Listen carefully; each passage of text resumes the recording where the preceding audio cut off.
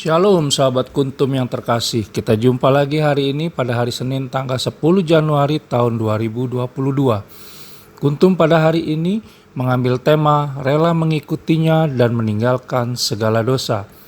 Hari ini merupakan hari biasa dalam pekan biasa yang pertama dengan warna liturgi kita adalah warna hijau.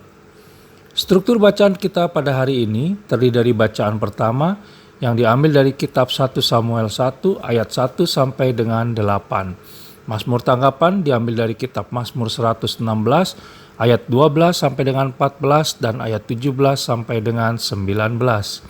Adapun bait pengantar Injil diambil dari Injil Markus 1 ayat 15 dan bacaan Injil sendiri diambil dari Injil Markus 1 ayat 14 sampai dengan 20. Sahabat Kuntum yang terkasih, bacaan Injil kita pada hari ini sama dengan bacaan Injil pada hari Senin tanggal 11 Januari tahun 2021 yang lalu.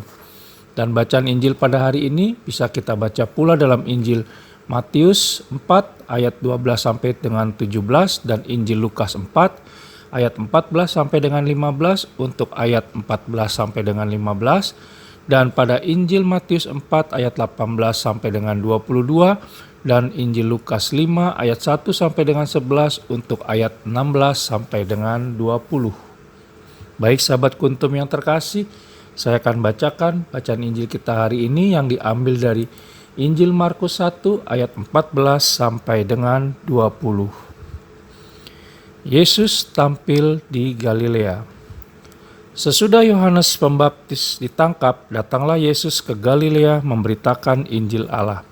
Katanya, waktunya telah genap, kerajaan Allah sudah dekat.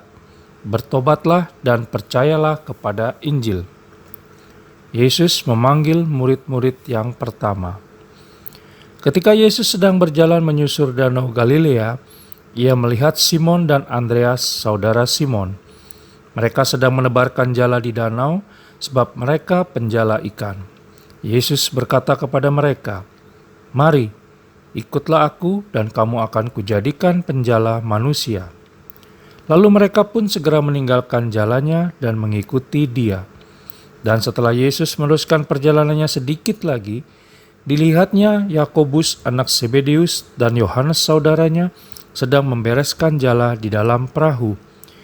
Yesus segera memanggil mereka, dan mereka meninggalkan ayahnya Zebedeus di dalam perahu bersama orang-orang upahannya lalu mengikuti dia.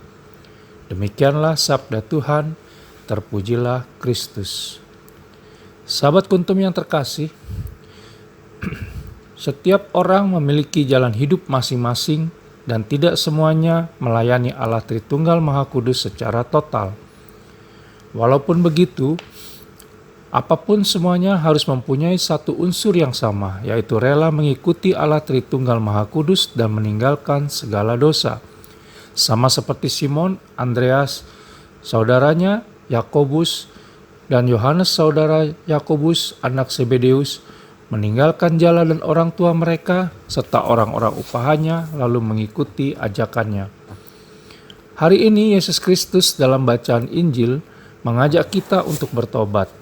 Katanya, waktunya telah genap, kerajaan Allah sudah dekat. Bertobatlah dan percayalah kepada Injil. Sahabat Kuntum yang terkasih, bertobat berarti menerima karunia iman dengan penuh syukur dan menjalani kehidupan dengan cinta dan pelayanan. Bertobat berarti menerima Yesus Kristus sebagai satu-satunya Raja dan Tuhan dalam hati kita, sehingga kita menjadi hamba yang berguna baginya. Bertobat berarti menemukan Yesus Kristus dalam setiap peristiwa sejarah manusia, termasuk diri kita sendiri, sambil menyadari bahwa Dia adalah asal mula, inti dan akhir dari keseluruhan sejarah, dan bahwa segala sesuatu telah ditebus olehnya dan di dalam Dia semua mencapai kepenuhannya. Bertobat berarti hidup dengan pengharapan, karena Dia telah mengalahkan dosa dan maut, di mana Ekaristi adalah jaminannya. Bertobat berarti mencintai Allah Tritunggal Maha Kudus melebihi apapun di dunia ini dengan segenap hati, jiwa, dan kekuatan kita. Bertobat berarti mengarahkan segala akal budi dan kehendak kita kepadanya, karena segalanya adalah milik Allah Tritunggal Maha Kudus. Sahabat Kuntum yang terkasih, oleh karena itu, untuk bertobat kita perlu menjadikan Yesus Kristus sebagai segalanya bagi kita dan mencintai segala kehendaknya atas segala sesuatu sambil bersyukur atas apapun yang Dia berikan kepada kita, termasuk jika pemberiannya tidak sesuai dengan keinginan kita. Bahkan bila perlu, kita dapat memaknai pemberiannya yang tidak sesuai dengan keinginan kita sebagai ungkapan untuk makin mencintainya dengan mengatakan, "Jika engkau menginginkan seperti itu, maka begitu pula saya." Selamat memulai minggu baru, dan semoga mulai hari ini kita menjadikan Allah Tritunggal Maha Kudus segalanya dalam hidup dan kehidupan kita selanjutnya. Terima kasih, selamat pagi dan shalom.